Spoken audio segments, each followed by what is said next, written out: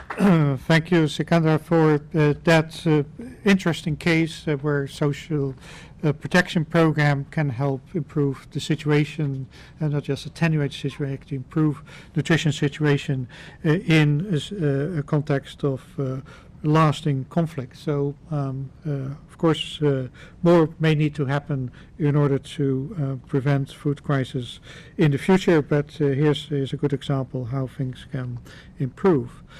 Let's now move to Bangladesh, more specifically Cox's Bazar, which is a place where almost 1 million Rohingya refugees have settled, which is, according to the report, 3 times more than the Bangladeshi that live there. And the large number of refugees is not just causing a food security problem among the refugees themselves, but also affecting that of the people, that the host population that lives there, which are to begin with already among Bangladesh's poorest. So let me ask Paul Dorosh, my colleague director at IFPRI, what is making the situation so complex, and how can we find a lasting solution to food insecurity, particularly also assuming that the situation of the Rohingya refugees will last for some time to come. Paul. Well, thank you, Rob, and thank you for this opportunity to talk with you today about the Rohingya and what's happening in Bangladesh. IFPRI's had the opportunity to be involved in a year-long study with the Bangladesh Institute of Development Studies, looking at the Rohingya issues, a household survey, an enterprise survey, and so forth. And we have a major dissemination event planned for next Thursday in Dhaka, in fact.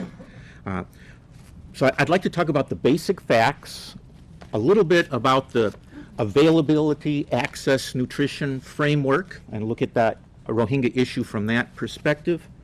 And then looking ahead, what are the prospects, what are the big issues? So as Rob mentioned, basic facts. This crisis, in some sense, has started more than 20 years ago. The first Rohingya that came across the border, and those first Rohingya have ended up in actual official refugee camps. They have international status as refugees. That's on the order of 50,000 people. Remember, the total is about 1 million people. So we got about 5% that are official refugees. Everybody else, almost everybody else, is a forcibly displaced Myanmar national. They're not a refugee. And that makes a difference for their legal status in the country and so forth. And we'll come back to that in a little bit. But the big crisis, a second big crisis, was in August 2017, roughly a year and a half ago, and close to 1 million people, perhaps 800,000 to 1 million people, had to flee violence in Myanmar, and they came across the border, and the government of Bangladesh and the donors were able to handle this situation, and people set up in makeshift camps. And these camps over time have been built up and more facilities have been put there. So what about food security? Availability, access, nutrition. So about 1 million people. What's the population of Bangladesh? About 163 million people. So if you think about the big picture in Bangladesh, we've increased population, broadly speaking, and again, these people aren't citizens of Bangladesh by any means, by less than a percent. So 1 million out of 163. It's not a big shock to the demand for food in Bangladesh. Availability hasn't been so much the issue for these people. The big issue has been access. These people have come across the border, they have no incomes, and in these camps, they're not allowed to leave officially, and they're not allowed to therefore have employment outside the camps. So we have a situation where, so far, the donors, the government of Bangladesh, have provided food or vouchers so that these people can get the food that they need, but they have very little opportunity for employment. And for all those except those original 50,000 or so official refugees, almost none of these people have the opportunity to leave the camp and work, earn income, have independent access to food. Now, there are two big programs within the camps. Direct distribution of food, that means it means rice, it means lentils, it means vegetable oil.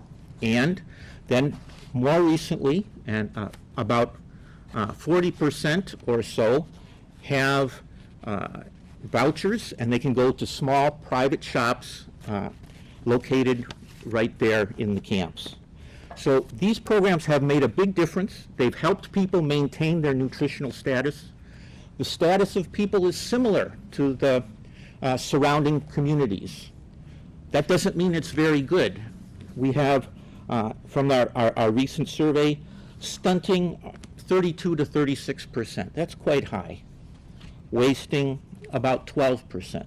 So the crisis, a major crisis has been averted, but if you look at the medium term, we don't have a solution.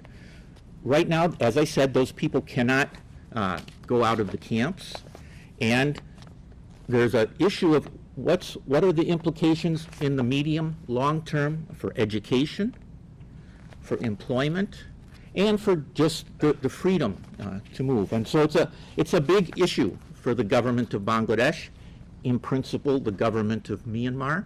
And although the direct food emergency has been well addressed, we also have the issue of donor fatigue ultimately.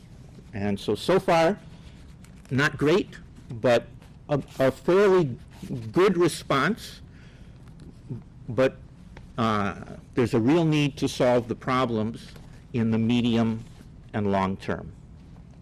Thank you.